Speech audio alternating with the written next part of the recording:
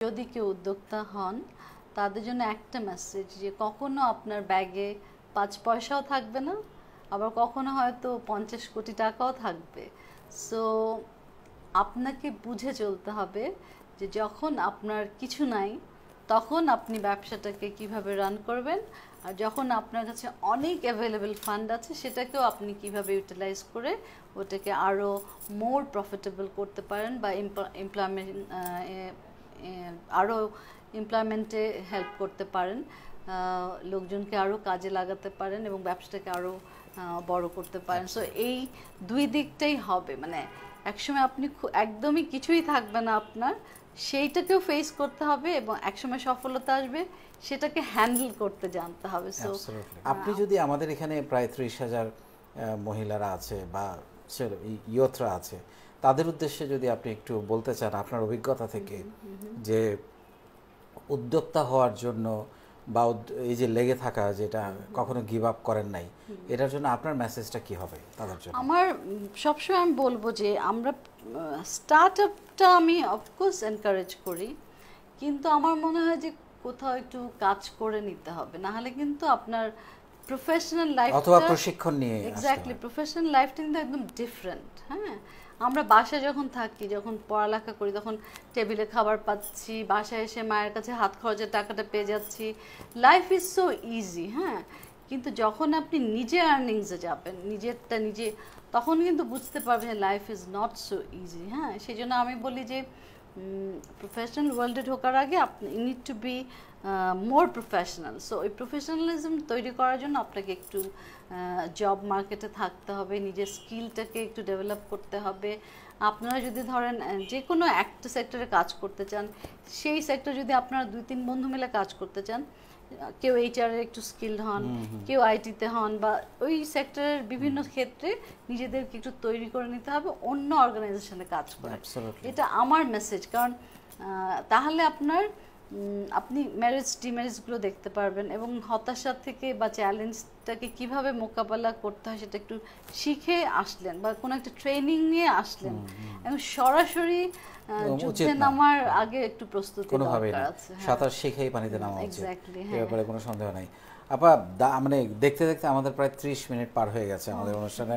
আমি জানি না কীভাবে, আমার মনে হচ্ছিল মাত্র 10 মিনিট ধরে কথা বলছি, এবং আসলে অনেক গল্প আপনার সাথে করা যেত। এটা রিয়েলি অসাধারণ একটা, যেটা বলা হয় নিজের বলার মতো গল্প। আসলে আপনার গল্পটা বলার মতোই একটা গল্প, এবং আপনি নারীদের জন্য একটা অনুপ্রেরণা, কোনো সন্দেহ নেই। আপনার জন্য অনেক শুভকামনা, আরও এগিয়ে যান, দেশের জন্য কাজ করছেন, মানুষের জন্য কাজ করছেন, পরিবারের জন্য কাজ করছেন, এটা অব্যাহত থাকুক।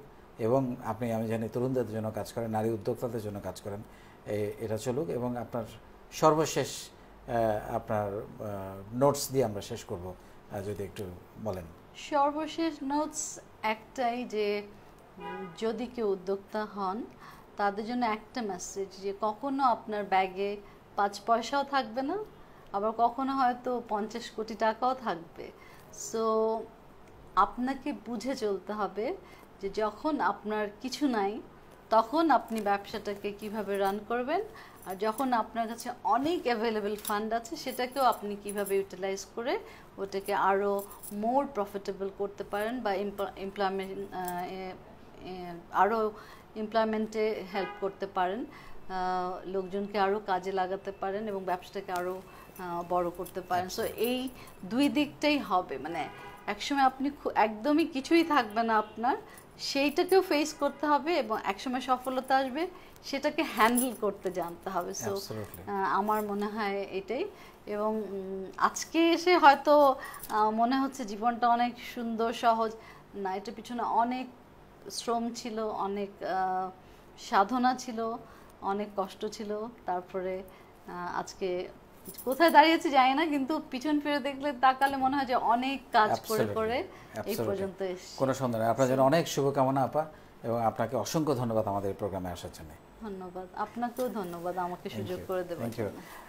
যে কথাটা বলে শেষ করতে চাই, আপা যে লাইনটা লাস্টে বললেন, সেটা হচ্ছে যে আজকে আমরা যাদেরকে দেখি, যাদের গল্প শুনি, মনে হয় যে এই আধা ঘন্টা 15 মিনিটের গল্পটা শোনা হয়ে গেল, কিন্তু এর পেছনের গল্পগুলো অনেক কঠিন। এবং আমি যে কথাটা সবসময় বলে রাখি যে life is not a bed of roses. এখানে অনেক কাঁটা আছে, ফুল আছে, কার্পেট আছে, মাটি আছে, সবই আছে, কিন্তু আপনাকে সেটা মোকাবেলা করতে হবে এবং পরিশ্রমের মধ্য দিয়েই সেটাকে এগিয়ে নিয়ে যেতে হবে। এবং যেটা বলি সবসময় সেটা, there is no shortcut in success. আপনি যদি সফল হতে চান, সার্থক হতে চান, মানুষের জন্য কাজ করতে চান, দেশের জন্য কাজ করতে চান, কর্মসংস্থান তৈরি করতে চান, সেখানে আপনার শর্টকাটের কোনো সুযোগ নেই। ইটস এ লং জার্নি, পরিশ্রম করতে হবে। আজকে হয়তো মনে হচ্ছে না, আমি আপনাকে বারবার জিজ্ঞেস করছিলাম এরকম কি মনে হচ্ছে যে না আর পারছি না, ছেড়ে দেই, এরকম মুহূর্ত আসবে লাইফে, কিন্তু যে টিকে থাকবে, ধরে রাখবে একদম শক্ত হাতে, সেই লাভবান হবে, সেই জিতবে। আপনাদের প্রত্যেকের জীবনে বলার মতো এরকম একটা গল্প তৈরি হোক, সেই শুভকামনায় আজকের মতো এখানে শেষ করছি। আল্লাহ হাফেজ।